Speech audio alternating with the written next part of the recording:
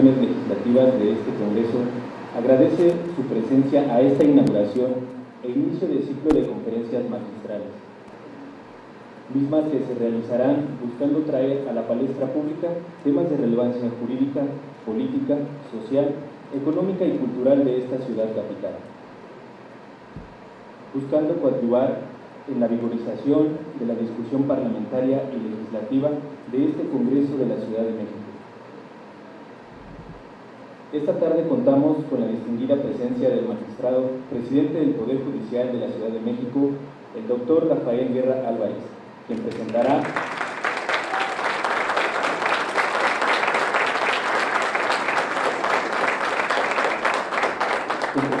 el tema Reforma Constitucional para la eliminación del auto de vinculación a proceso.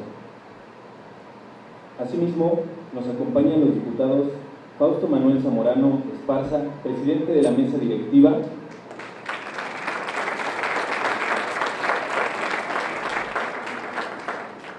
así como el diputado José Octavio Rivero Villaseñor, presidente de la Comisión de Administración y Procuración de Justicia, ambos del Congreso de la Ciudad de México.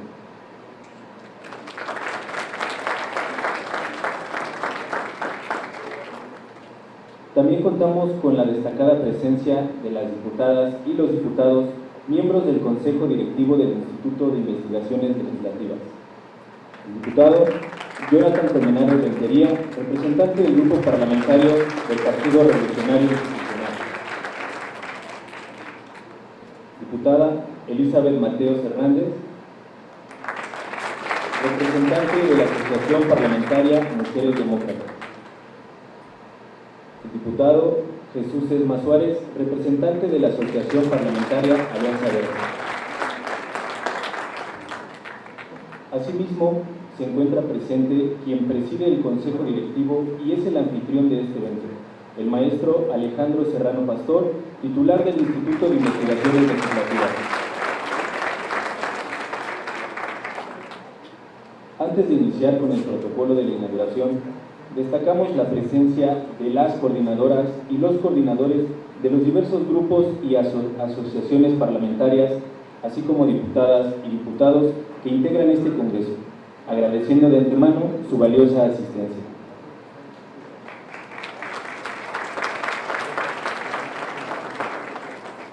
Es importante destacar la presencia de las y los magistrados, jueces e integrantes del Consejo de la Judicatura, todos del Poder Judicial de la Ciudad de México. Sean bienvenidos.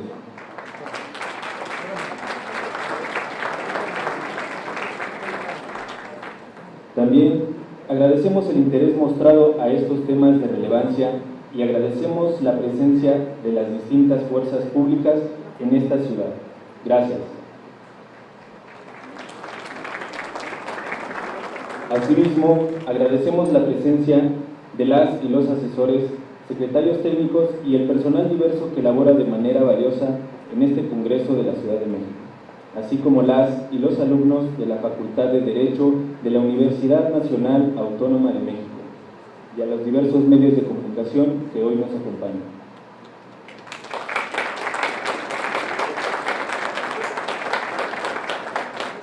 Dando continuidad al evento, cedemos el uso de la palabra al presidente de la mesa directiva del Congreso de la Ciudad de México, diputado Fausto Manuel Zamorano Esparza, para que nos brinde unas palabras y realice el acto inaugural.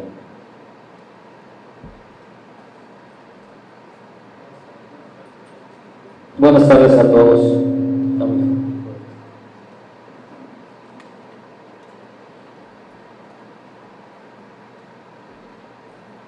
Magistrado Rafael Guerra Álvarez, maestro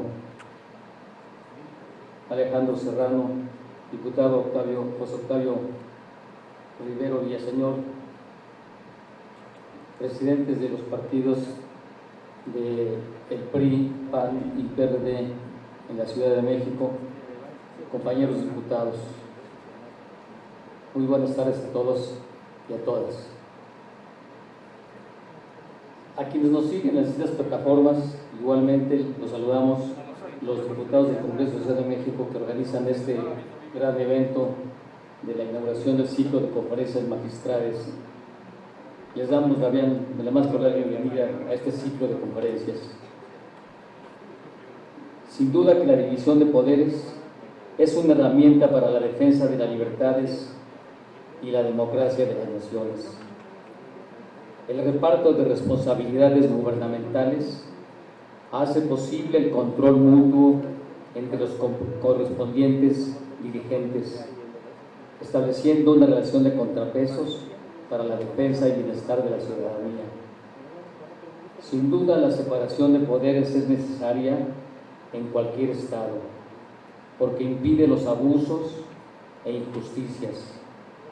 No obstante, la colaboración y coadyuvancia entre estos, por supuesto, con total respeto a la autonomía de que gozan cada uno, es necesaria también para mejorar el trabajo legislativo, la ejecución de políticas y la impartición de justicia.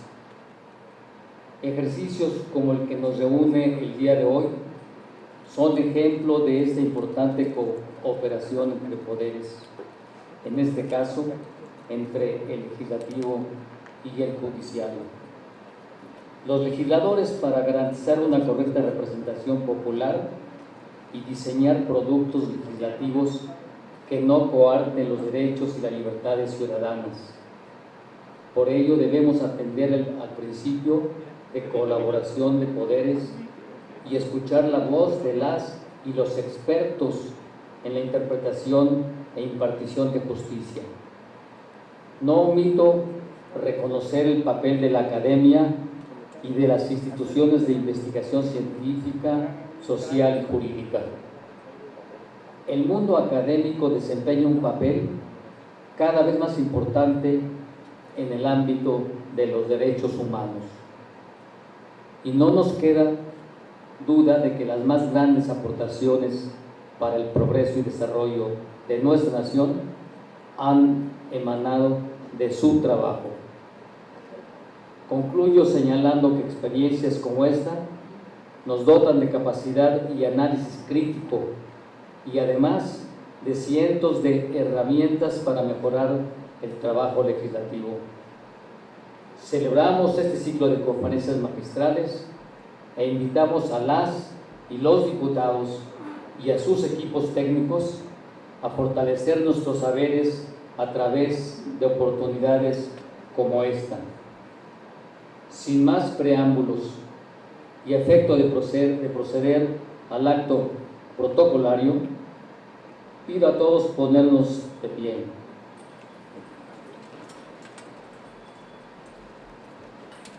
A nombre del Congreso de la Ciudad de México, segunda legislatura, y siendo las 17:50 del día 24 de octubre del 2022, declaro formalmente inaugurado el ciclo de conferencias magistrales que el día de hoy inicia el Instituto de Investigaciones Legislativas de este Congreso, con la destacada presencia del magistrado presidente del Poder Judicial de esta ciudad, el doctor Rafael Guerra Álvarez, deseándole al titular del Instituto, el maestro Alejandro Serrano, así como a todos los diputados integrantes de su consejo directivo, mucho éxito y que el resultado de estas conferencias sea en beneficio del trabajo legislativo y parlamentario de nuestro Poder Legislativo.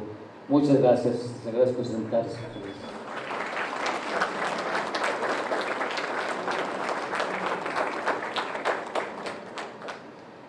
Bien, pedimos al maestro Alejandro Serrano Pastor, titular del Instituto de Investigaciones Legislativas de este Congreso de la Ciudad de México, nos brinde una introducción al tema central de la exposición que hoy nos ocupa.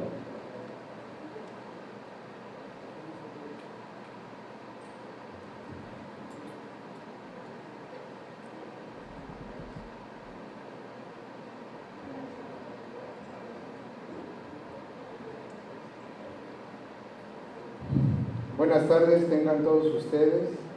Sean bienvenidos a esta apertura del ciclo de conferencias magistrales que este Instituto de Investigaciones Legislativas organiza y promueve en pro de la discusión sobre temas jurídicos, políticos, sociales, culturales y económicos que impactan positivamente en el debate legislativo y parlamentario de este Congreso de la Ciudad de México.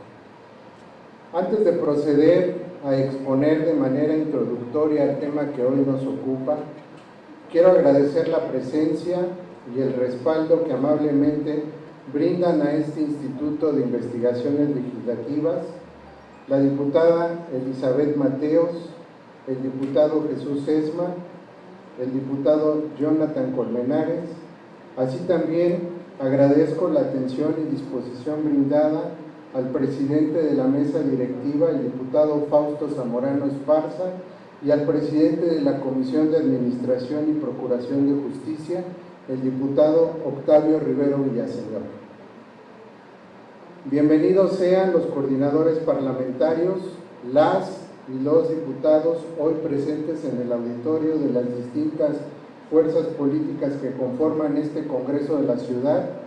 Asimismo, a nombre de este Congreso y de este Instituto de Investigaciones Legislativas, doy la más cordial de las bienvenidas a las y los magistrados, jueces e integrantes del Consejo de la Judicatura, todos del Poder Judicial de la Ciudad de México. Gracias a todos. Hago un breve paréntesis para agradecer al personal administrativo y asesores del Poder Judicial de esta ciudad, ya que amablemente coadyuvaron valiosamente con el personal de este Instituto de Investigaciones Legislativas para llevar a cabo esta conferencia magistral. Asimismo, en este mismo sentido, agradezco y valoro el gran apoyo brindado por el personal que forma parte de nuestro querido Instituto de Investigaciones. Gracias, querido equipo. Fortaleciendo el lema de este instituto, comprometidos institucionalmente con el fortalecimiento del quehacer legislativo y la práctica parlamentaria a través del estudio, la investigación y la capacitación, es importante subrayar que esta actividad que hoy inicia y que este instituto realizará de manera continua, con una visión académica y técnica que tendrá efectos positivos y enriquecedores para la labor que día a día realizan nuestras diputadas y nuestros diputados, y para efectos legislativos enriquecedores del quehacer parlamentario en este Congreso. Hoy, en el inicio de este ciclo de conferencias, este Instituto de Investigaciones Legislativas se viste de gala. Dirían por ahí, es nuestro padrino de lujo en el inicio de esta actividad legislativa y parlamentaria, que tiene como encomienda este instituto, ya que tenemos el excelso honor y el grato placer de contar con la presencia del doctor Rafael Guerra Álvarez, magistrado presidente del Poder Judicial de esta ciudad, a quien agradecemos fraternalmente el hecho de atender y de aceptar la invitación que se le formuló. Muchas gracias, magistrado.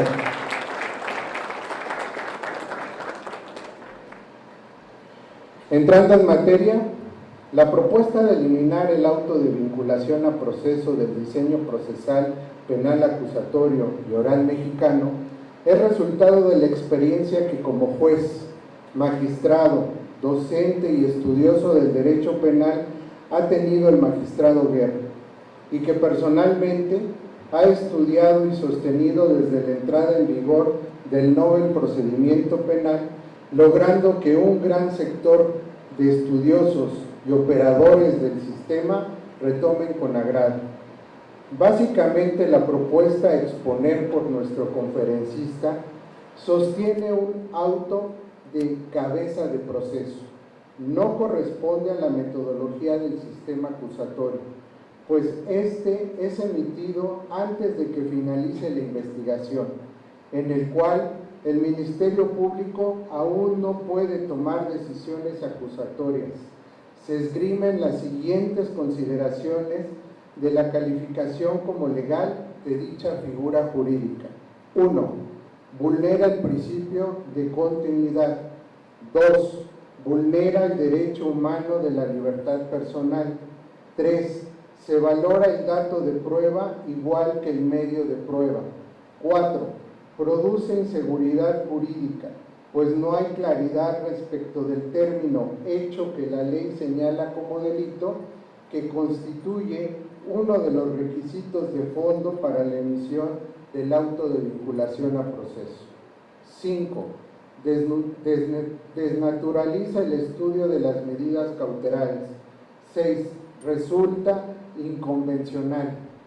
Bajo ese contexto, es que nuestro ponente desarrollará su exposición a partir del hecho de explicar las características del actual procedimiento penal acusatorio y oral, para dar precisión de la ubicación en el espectro jurídico del auto de vinculación a proceso, lo que dará paso a la justificación de su disertación, finalizando con una propuesta legislativa. Sin más, para seguir abonando al debate jurídico legislativo en temas trascendentales como este, desde la óptica de la expertise, de la docencia, la tecnicidad y la academia, vamos a escuchar de manera cautelosa al magistrado Rafael Guerra Álvarez. Antes de comenzar con la intervención de nuestro conferencista, daremos una breve reseña curricular. El magistrado Rafael Guerra Álvarez es licenciado en Derecho por la Escuela Nacional de Estudios Profesionales Aragón, de la Universidad Nacional Autónoma de México. Cursó la especialización en Justicia para Adolescentes, Proceso y Ejecución de Medidas, impartida por la Escuela Judicial del Instituto de la Judicatura Federal. Asimismo, cursó la especialización en materia de Justicia para Adolescentes, impartida por el Instituto de Estudios Judiciales del Tribunal Superior de Justicia del Distrito Federal, y la especialidad en Derecho Penal, impartida por la Facultad de Derecho de la Universidad Panamericana. Posee el grado de Maestro en Derecho por la Universidad Nacional Autónoma de México y a su vez es Maestro en Ciencias Penales por el Instituto de Ciencias Jurídicas de Estudios Superiores. En tanto que la Universidad Autónoma de Barcelona y el Instituto de Estudios Judiciales cuenta con el Máster Internacional en Ciencias Penales Comparadas y Problemas Sociales. Ostenta el grado de Doctor en Ciencias Penales por el Instituto de Ciencias Jurídicas y Estudios Superiores y es doctorando en Administración y Gobierno del Poder Judicial del Instituto de Estudios Judiciales del Poder Judicial de la Ciudad de México. Ha sido designado en 3 diversas ocasiones con el grado de Doctor Honoris Causa por la Universidad de España y México, por la Barra Iberoamericana de Abogados. Tiene una vasta experiencia y trayectoria en el Poder Judicial de la Ciudad de México. Ha sido secretario de Acuerdos, juez de primera instancia en materia penal, magistrado de la Séptima Sala Penal. Su experiencia profesional jurisdiccional incluye a su vez cargos en el Poder Judicial de la Federación. En el ámbito académico, ha sido docente de las asignaturas Teoría del Delito, Delitos en particular, Elaboración de Proyectos de Sentencia, Derecho Probatorio, Derecho Procesal Penal y Resoluciones en materia penal, impartiendo en diversas instituciones académicas, resaltando la Facultad de Derecho y la Facultad de Estudios Superiores Aragón, donde imparte cátedra desde 1994 interrumpidamente. Es el autor de la obra jurídica Teoría del Delito en el Procedimiento Penal Acusatorio y Oral. Por sus ponencias, conferencias magistrales y disertaciones cuenta con reconocimiento, algunos por mencionar, de la Escuela Judicial del Consejo de la Judicatura del Estado de México, de la Facultad de Derecho y la Facultad de Estudios Superiores de la Universidad Nacional Autónoma de México. La Universidad de Pantlato, la Oficina de las Naciones Unidas contra la Droga y el Delito, Unión Internacional de Magistrados, la Federación Latinoamericana de Magistrados. El jurista Guerra Álvarez es miembro activo de la Sociedad Mexicana de Geografía y Estadística y miembro del número de la Legión de Honor Nacional de México. Actualmente es presidente del Poder Judicial de la Ciudad de México Asimismo, es presidente de la mesa directiva de la Comisión Nacional de Tribunales Superiores de Justicia y de Estados Unidos Mexicanos, CONATRIM. Demos un fuerte aplauso a nuestro conferencista.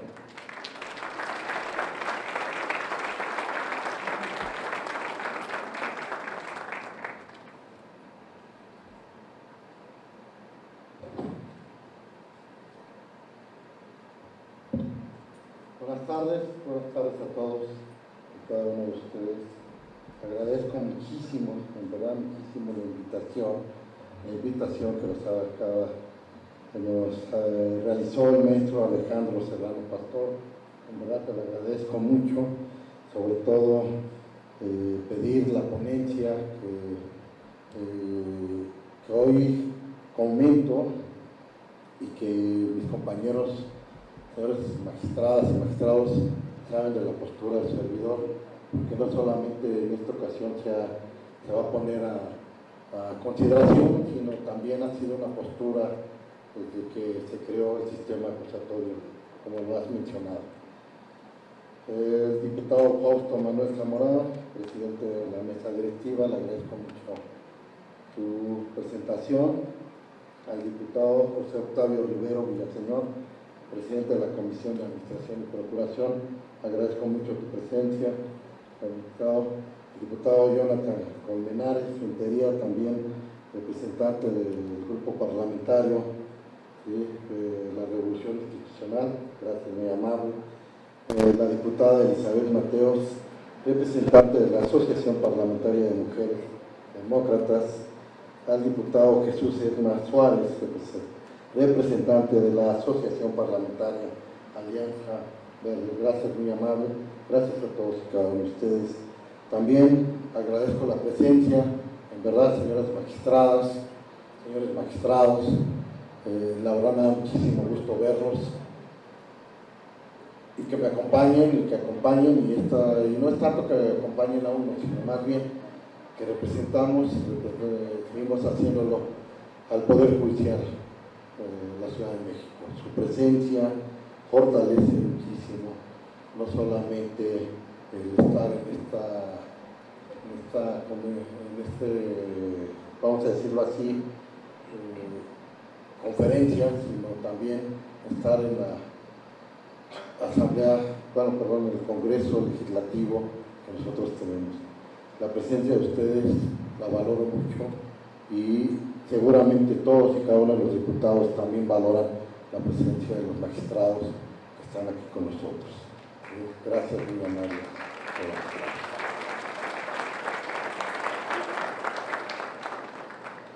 Inclusive estoy sorprendido, somos casi 40 magistradas y magistrados que estamos aquí presentes en este sentido.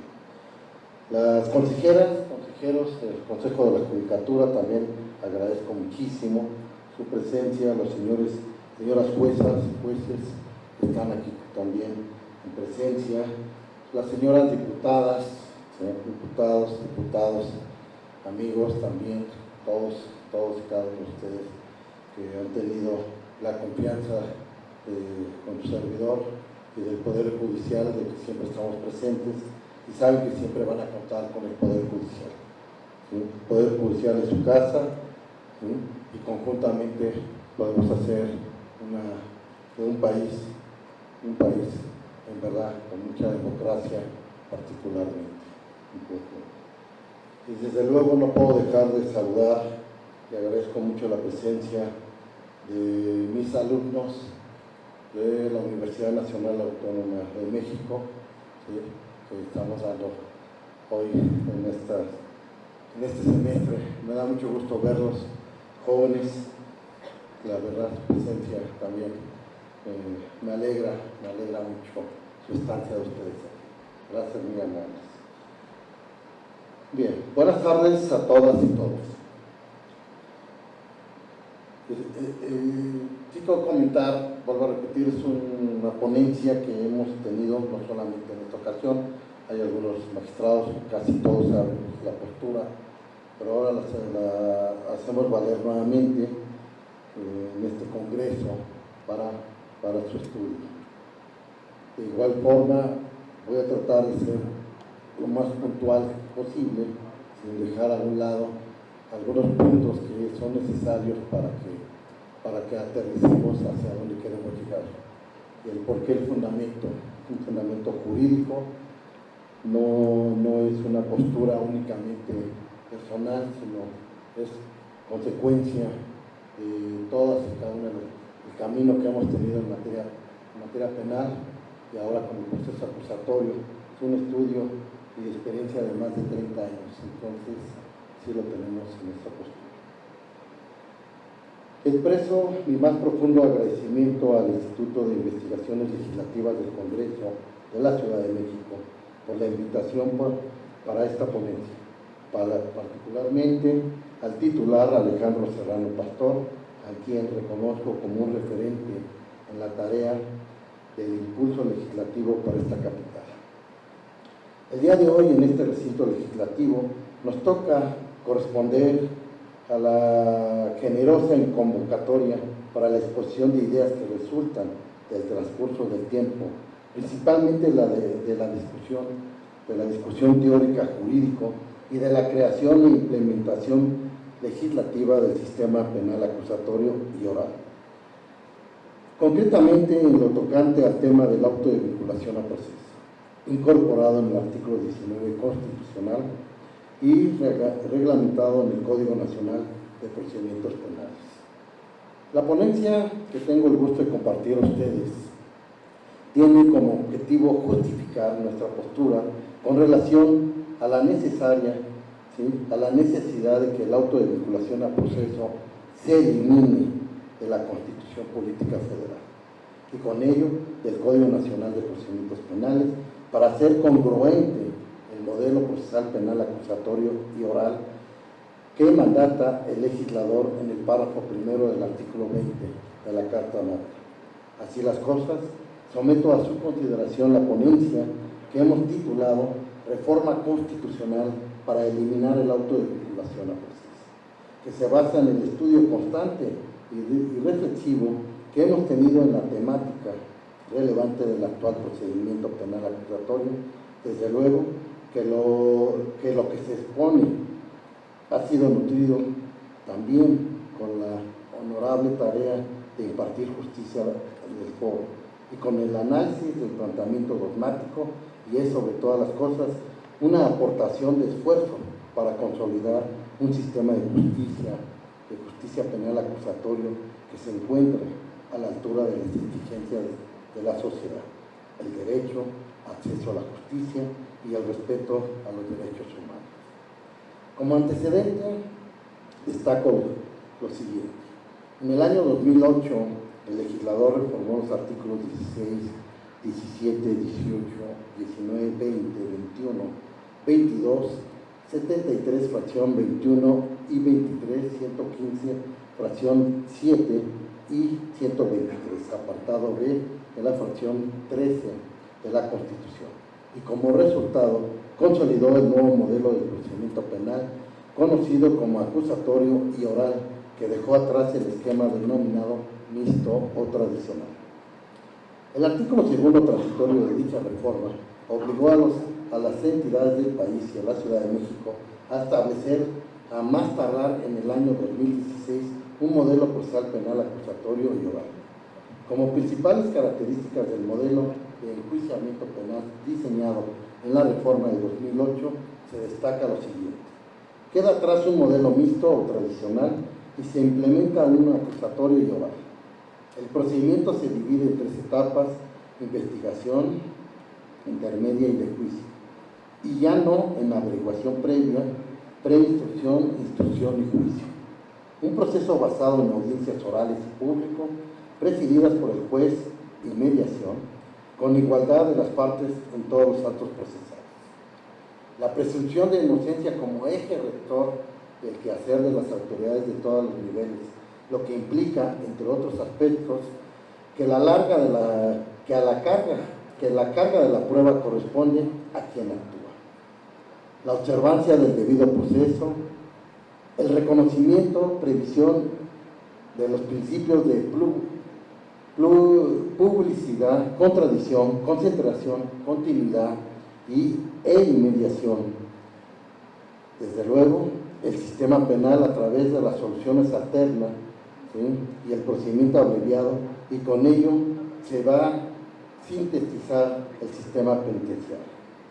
La integración de criterios de oportunidad y la judicialización de los actos de molestia que atentan contra los derechos humanos y la nulidad ante la observancia. El equilibrio entre los derechos del imputado y de las víctimas. De tal manera es que bajo ese esquema, el legislador en el artículo 19, párrafo primero, cuarto, quinto y sexto de la Constitución Política incorporó el auto de vinculación a proceso, dejando atrás el llamado tradicional auto de formal juicio. De tal forma, el planteamiento de modificación legislativa lo justificamos bajo los siguientes términos. Recordemos que el derecho representa una herramienta de control social que debe ser puesto al servicio de la comunidad y a quienes la integran, para facilitar y posibilitar una forma de estructura y relaciones sociales que aseguren a todos los individuos su más pleno desenvolvimiento humano dentro de una sociedad capaz de promoverlo y asegurarlo. El derecho penal no escapa de esa percepción, por el contrario, como última ratio de un sistema normativo, bien puede señalarse que para una sociedad moderna, democrática y de derecho, pueda resolver sus conflictos y sanciones al infractor al pacto social. Debe ser visto el jus mundi como un instrumento de organización al servicio de la sociedad y de las personas que lo integran. En tal virtud, el procedimiento penal, al ser un medio legalmente constituido por los poderes de la Unión y el soberano, a través de la cual la autoridad va a decidir sobre la inocencia o culpabilidad de una persona que se presume inocente ante la presencia de un delito, debe ser clara, ¿sí?, para todos los gobernados y principalmente ser congruente y garantizar que cada una de sus etapas se respeten los derechos humanos. La claridad de la ley coadyuva a cada uno de los ciudadanos, no importando raza, sexo, idioma, religión, opiniones políticas o de cualquier otra índole, posición económica u otra condición social. La comprende en su totalidad y así puede exigir su cumplimiento y conocer su trascendencia ante su inobservancia. El procedimiento penal, en resumen, debe ser metodológicamente congruente para así, cuando el último recurso, una persona que se presume inocente, sea llamada a él, tenga certeza de que se ha ingresado a la prueba de la puerta de la legalidad, que inmediatamente lo llevará a la justicia. Una ley que carece de claridad y congruencia en nada o poco contribuye al respeto de los derechos humanos. Es necesario que cada acto de molestia que el legislador prevé dentro del sistema procesal penal acusatorio encuentre justificada una cuestión necesaria para que el Estado, a través de la autoridad judicial, emita actos legales y justos, fundados y motivados. En este sentido, el auto de vinculación a proceso previsto en el artículo 19 constitucional, desde nuestra óptica no cumple con las tres características que anteceden, al ser confuso, incongruente con la metodología de un sistema acusatorio y no garantiza el respeto de los derechos humanos, como lo son la libertad personal y el principio de continuidad.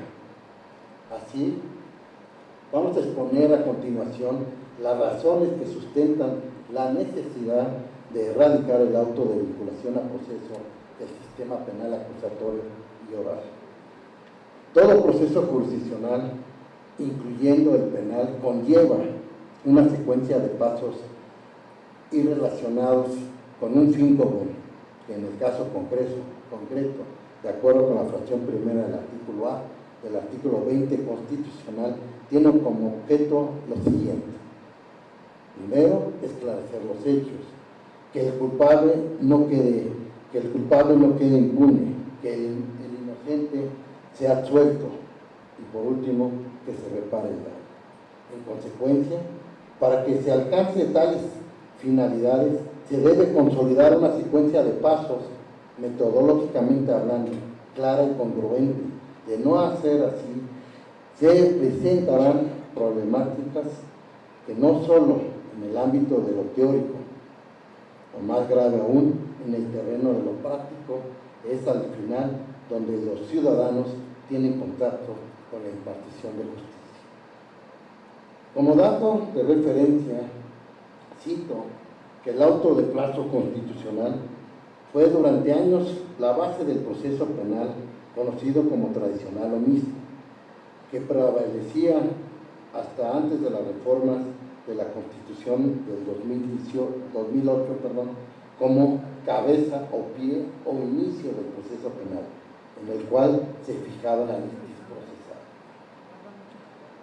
En ese entonces, aquel modelo era metodológicamente correcto, ya que el proceso se organizaba en el tema que nos interesa a partir de un esquema, primero, de averiguación previa, preinstrucción e instrucción. Siendo el auto de formal prisión el que resolvía entonces la situación jurídica del indiciado y aperturaba la etapa de instrucción donde se ofrecían y se desahogaban las pruebas de las partes, quedando la libertad personal del procesado restringida, a menos que resultara procedente la libertad provisional en términos de ley. En palabras sencillas, la regla en aquel modelo era que toda persona permaneciera en prisión y únicamente en algunos casos fuera liberada, prisión preventiva como regla. En contraste, en el nuevo diseño procesal penal acusatorio, las etapas son investigación, intermedia y juicio, cada una con un fin determinado que da congruencia al modelo de enjuiciamiento penal acusatorio y oral. La etapa de investigación tiene como objetivo investigar el delito, que el Ministerio Público, a través de la conducción de la investigación y bajo las técnicas de investigación científica, acorde al artículo 21 constitucional, obtenga datos de prueba necesarios para determinar si formula acusación o no, así como proponer soluciones alternas o desarrollar los criterios de oportunidad en concordancia con la ley, desarrollando toda la actividad procedimental relacionada con la investigación, tanto inicial como complementaria, hasta su cierre. La etapa intermedia, por su parte, tiene como finalidad la preparación del juicio a través de la depuración de los hechos, el derecho y de la prueba, incluidos los acuerdos probatorios. El juez de control, por petición de las partes, admite o excluye las pruebas que se ofrecen, identificando en su caso alguna cuestión de previa y especial pronunciamiento, procediendo a una de las soluciones alternas. Finalmente, la etapa del juicio tiene por objeto dirimir el fondo de la controversia. El Tribunal de Enjuiciamiento unitario colegiado deberá resolver a partir de la inmediación y contradicción en la producción de los medios de prueba y, en su caso, los acuerdos probatorios o la prueba anticipada, la condena o absolución del acusado e imponer la pena o medida de seguridad que contempla el legislador en el párrafo primero del artículo 20 constitucional, que, entre otras cosas, implica disciplinar el proceso con una lógica de cierre de etapas, lo que se traduce en que cada etapa, investigación, intermedia o juicio, cumpla su función a cabalidad y una vez agotada se avanza a la siguiente etapa. En ese sentido, el auto de vinculación a proceso es ajeno a la etapa de investigación, que, como se ha dicho, su naturaleza es indagar los hechos a través de las líneas de investigación correspondientes y la obtención de medios de prueba por parte del Ministerio Público, que formulada la imputación con la intervención del juez de control resolver de fondo el hecho que la ley señala como delito y la probabilidad de que el imputado lo cometió o participó en su comisión no corresponde con la naturaleza de la etapa de investigación, ni mucho menos de inicio, o pone fin a las fases inicial o complementaria, ya que si atendemos al artículo 211 del Código Nacional de Procedimientos Penales, la fase inicial de la investigación concluye cuando el imputado queda a disposición del juez de control para que se formule la imputación, y la fase complementaria da inicio precisamente con la formulación de imputación y concluye al cierre de investigación. Siguiente punto: vulnera el derecho humano de la libertad personal del imputado. El dictado del auto de vinculación a proceso afecta la libertad del imputado, al menos parcialmente, en la medida en que su persecución requiere de ineludiblemente la presencia como presupuesto de continuidad, pues se le obliga a comparecer en los plazos a fechas indicadas y las veces que resulten necesarias para garantizar el seguimiento del procedimiento penal. Así, aun cuando dicha determinación no lo priva en sí misma y directamente en su libertad personal, sí puede considerarse un acto que indirectamente lo hace, pues constituye una condición para someterlo formal y materialmente a proceso. Lo anterior, con independencia de que el procedimiento penal acusatorio y el oral prevé diversas medidas cautelares de coerción o providencias precautorias distintas a la prisión preventiva, pues estas tienen, entre otras finalidades, asegurar la presencia del imputado en el juicio y garantizar el desarrollo del proceso, siendo la sujeción a este lo que restringe temporalmente la libertad. El juez de control debe valorar de la misma forma datos y medios de prueba. Respecto de la valoración de la prueba, los tratadistas procesales y desde luego el legislador han distinguido entre dato de prueba, medio de prueba y prueba, como expresamente se desprende del artículo 261 del Código Nacional de Procedimientos Penales. Dicha diferencia es para dar congruencia y lógica al sistema penal acusatorio. La existencia del auto de vinculación a proceso obliga al juez de control a prevalorar un acto de prueba en una etapa de investigación inacabada. Más grave aún, se permite al imputado defensa producir prueba en la audiencia inicial.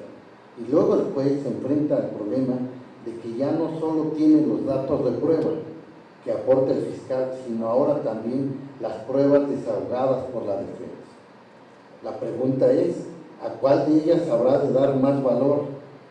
Pareciera que, tomando incluso en cuenta el artículo 265 y 316, fracción tercera del Código Nacional de Procedimientos Penales, a la prueba producida, al ser la que el juez medió con la contradicción de las partes, y no al dato de prueba, que únicamente es un registro de la investigación del que se hace referencia. En la práctica, lo que el juez de control realiza es valorarlas del mismo modo, porque de no hacerlo así provocaría una desventaja indebida para la defensa respecto del fiscal y la víctima o ofendido o el asesor jurídico, al preestablecer un valor supremo al medio de prueba del imputado. Por el contrario, al dato de prueba que la fiscalía o la víctima o el ofendido están exponiendo. No obstante, conceder idéntico valor al dato y al medio de prueba incumple con lo previsto en el párrafo primero del artículo 19 constitucional, que lo que interesa señala: los datos que establezcan que se ha cometido un hecho que la ley señala como delito y que exista la probabilidad de que el indiciado lo cometió o participó en su comisión, redacción en que es coincidente con la fracción tercera del artículo 16 del Código Nacional, debido a que cuando el legislador, para la emisión del auto de vinculación a proceso, exige datos que establezcan, implica hacer un empiece, algo a funcionar como se menciona, con el propósito de continuar.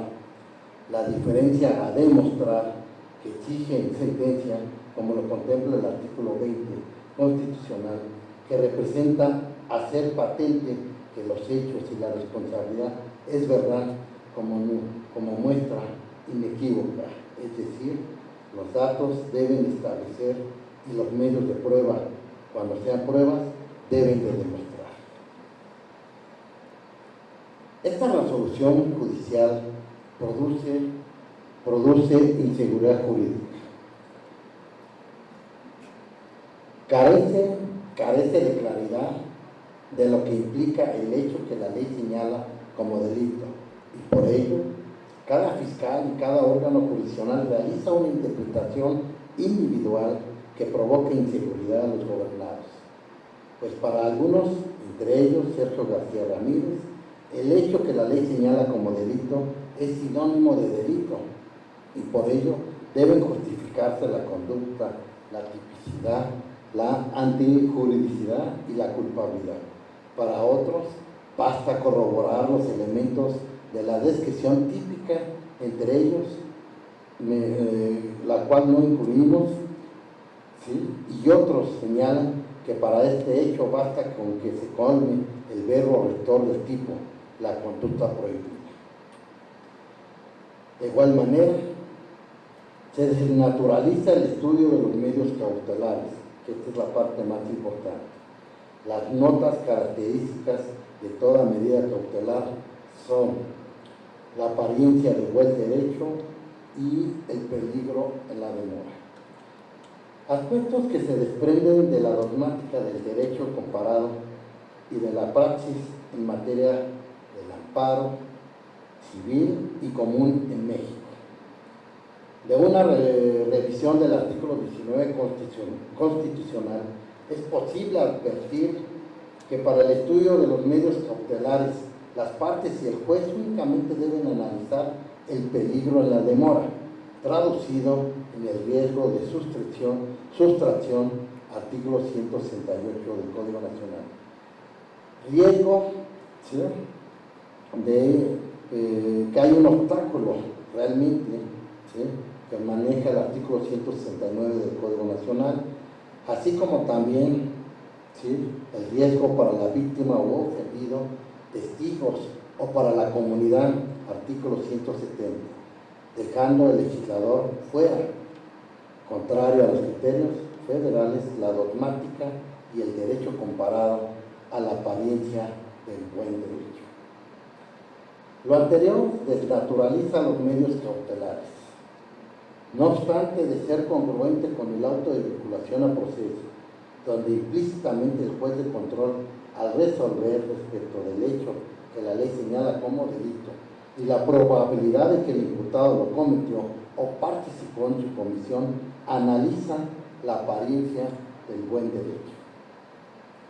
Resulta también inconvencional, pues los tratados internacionales, por ejemplo, la Convención Americana sobre los Derechos Humanos y el Pacto Internacional de Derechos Civiles y Políticos, contemplan aspectos de la obligación de las autoridades de informar de inmediato los cargos y de formular acusación, lo cual se cumpla con la formulación de imputación y el escrito de acusación, respectivamente, sin que dichos instrumentos contemplen una figura de análisis del mérito de la causa antes de que se analice la investigación. En las relatadas condiciones, la problemática se resuelve si se elimina el auto de vinculación a proceso y se respeta la naturaleza de los medios cautelares, analizando ambos requisitos, peligro de la demora y apariencia de buen derecho, en la medida cautelar y no en la vinculación del proceso, por lo que hasta aquí expuesto, es posible emitir las siguientes conclusiones. El contenido del primer párrafo del artículo 19 con las reformas del año 2008 únicamente modificó el auto de término constitucional, ¿sí?, de auto de formal prisión por el auto de vinculación a proceso, sin atender a la nueva metodología del sistema acusatorio.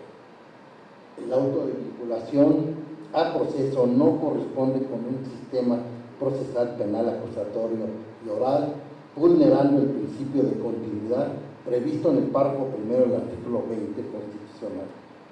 El auto de vinculación a proceso obliga al juez de control a prevalorar datos de prueba en una etapa de investigación inacabada, del mismo modo que valora los medios de prueba.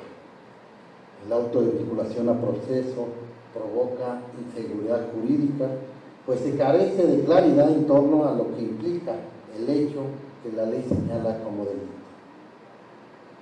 Es con el análisis de las medidas cautelares y no con el auto de vinculación a proceso que debe analizarse la apariencia del buen derecho.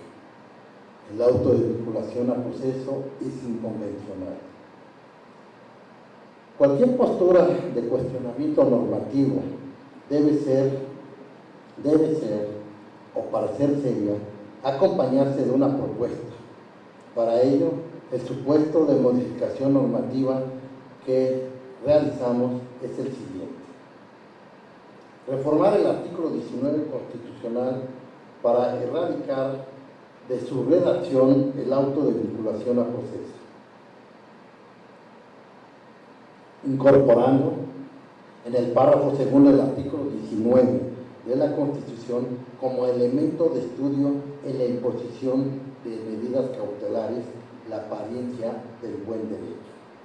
Al mismo tiempo, incorporar en el Código Nacional de Procedimientos Penales algunos de los modelos de control de la acusación que realiza la Fiscalía.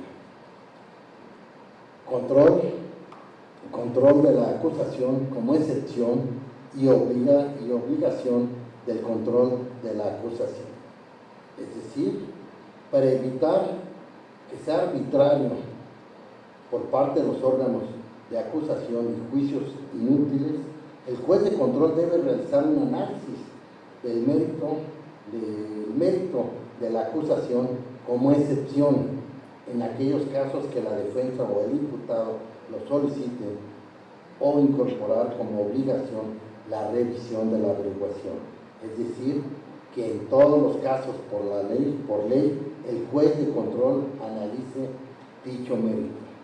Como se advierte, dicha revisión de la acusación, aun y cuando también requiere de un test cognitivo por parte del juzgador, como ocurre en el auto de vinculación a proceso, se realizaría hasta la finalizada la investigación, y solo en aquellos casos en que el fiscal acuse lo que es congruente con el método del procedimiento penal.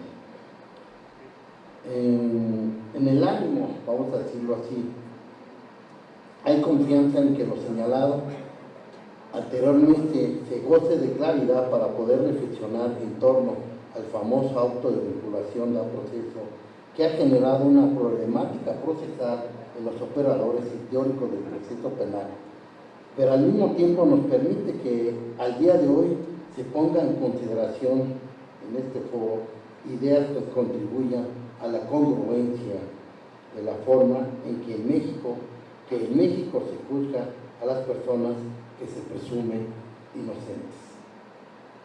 Existe convicción de que no basta realizar cabales estudios empíricos y teóricos si ello no se traduce en una justicia social, una justicia para la gente, para el pueblo que no comprende de métodos o figuras procesales, que lo único que busca es que se imparta justicia de manera pronta, completa e imparcial. Finalmente, cabe destacar que la presente propuesta ya ha transitado en diversos foros académicos, por los salones de clase por las páginas de los libros y desde luego por los recintos parlamentarios, pues nuestra postura ha sido generosamente acompañada por más de un legislador en esa postura. Realmente, muchas gracias por su atención. Gracias.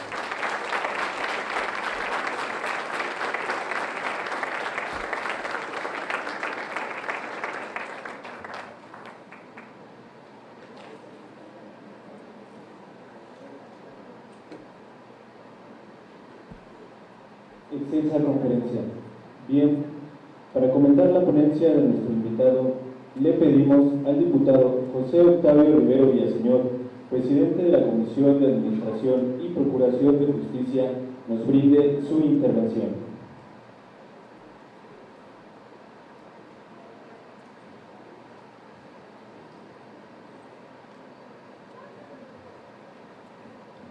Muchas gracias, muy buenas tardes a todas y a todos los presentes. Agradezco la invitación al maestro Alejandro Serrano Pastor, titular del Instituto de Investigaciones Legislativas. Muchas gracias por estar aquí y por invitarnos. También a nuestro querido amigo y doctor, presidente del Tribunal del Poder Judicial, al doctor Rafael Guerra, porque además tengo el honor de hacer los comentarios de su extraordinaria ponencia.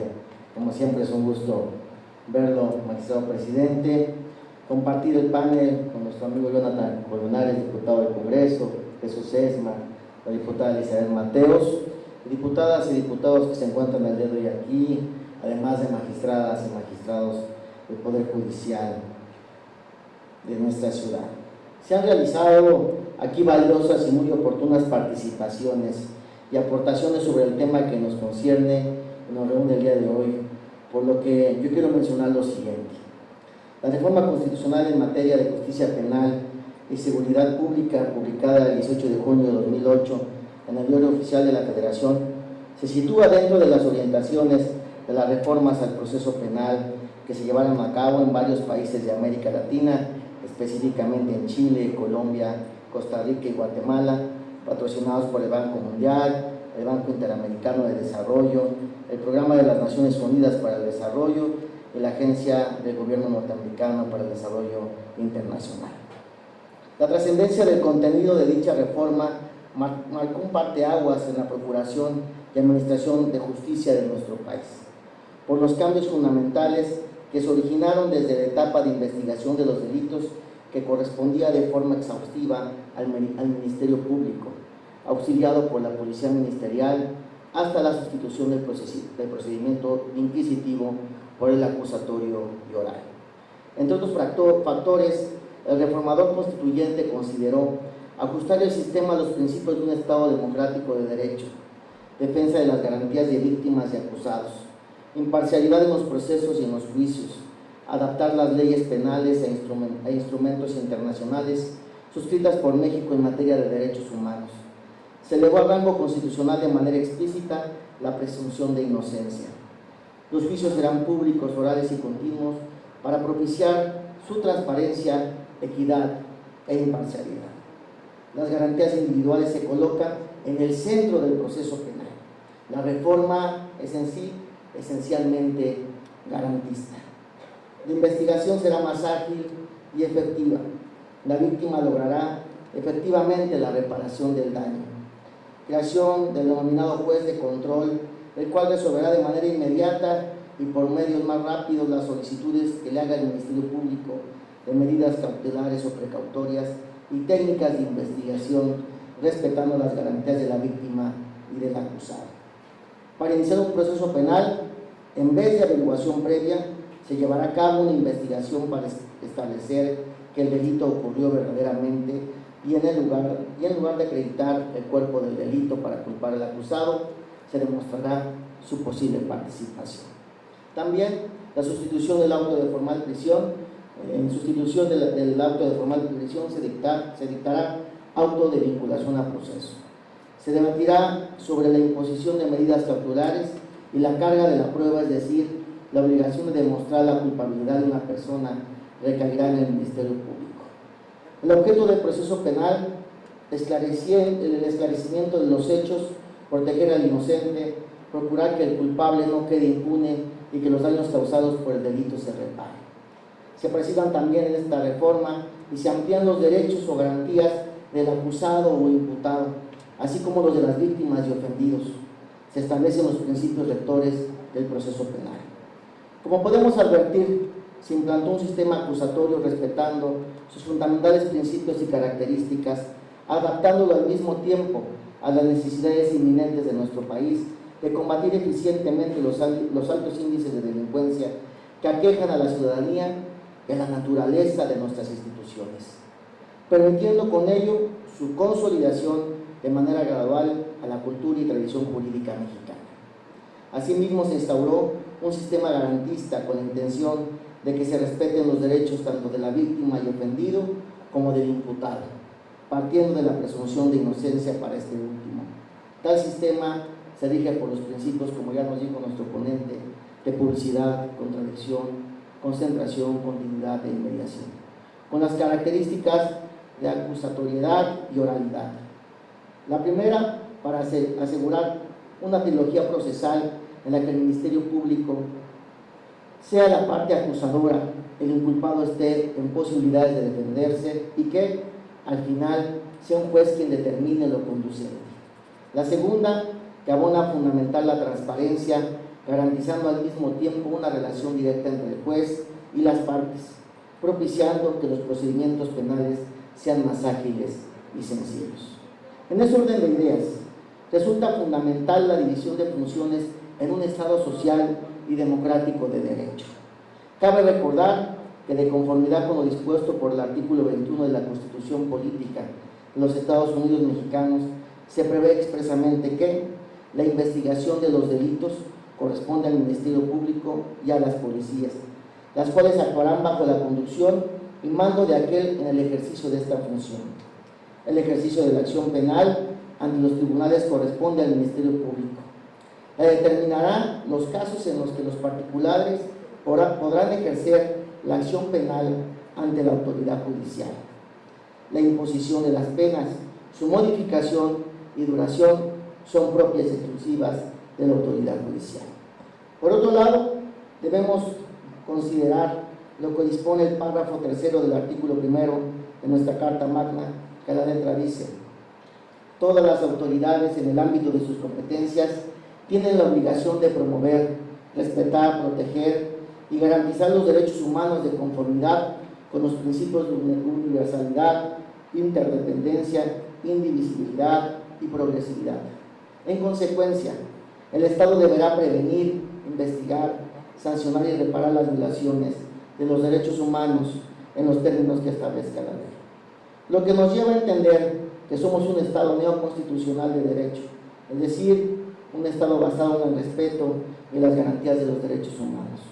Por lo expuesto con anterioridad, considero que se debe eliminar el auto de vinculación a proceso, ya que va en contra de la naturaleza del sistema penal acusatorio y este tipo de resolución no existe en América Latina en los ejemplos antes considerados. Toda vez que, como se ha señalado en supralíneas, corresponde al Ministerio Público cumplir con el deber de conducir la investigación de manera inmediata, eficiente, exhaustiva, profesional e imparcial, libre de estereotipos y discriminación, orientada a explorar todas las líneas posibles que permitan allegarse de datos para el esclarecimiento del hecho que la ley señala como delito, así como la identificación de quien lo cometió o participó en su comisión, observando los principios que deben regir su actuación: legalidad, objetividad, eficiencia, profesionalismo, honradez, lealtad y respeto a los derechos reconocidos en la Constitución y en los tratados. El deber de investigar supone emprenderse con seriedad y no como una simple formalidad. Debe tener un sentido y ser asumida por el Estado como un deber jurídico propio y no como una simple gestión de intereses particulares que depende de la iniciativa procesal de la víctima o de sus familiares o de la aportación privada de elementos probatorios, sin que la autoridad pública busque efectivamente el esclarecimiento de los hechos, limitándose en consecuencia las facultades del juez de control a resolver peticiones de la autoridad investigadora sobre imposición de medidas cautelares o precautorias. cateos, intervención de comunicaciones, emisión de órdenes de aprehensión o comparecencia, etc. En resumen, si no se investiga con seriedad, se estaría comprometiendo la responsabilidad internacional del Estado. Es corto y muchas gracias por la invitación. Investigaciones legislativas hagan entrega del reconocimiento correspondiente a nuestro ponente el día de hoy.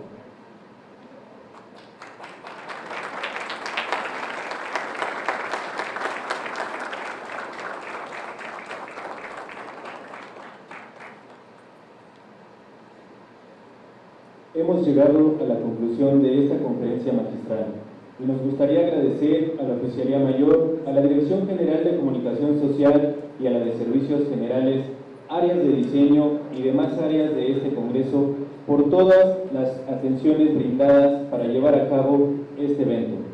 A nombre del Instituto de Investigaciones Legislativas de este Congreso de la Ciudad de México, segunda legislatura, les agradecemos su presencia y les deseamos que tengan muy buenas noches.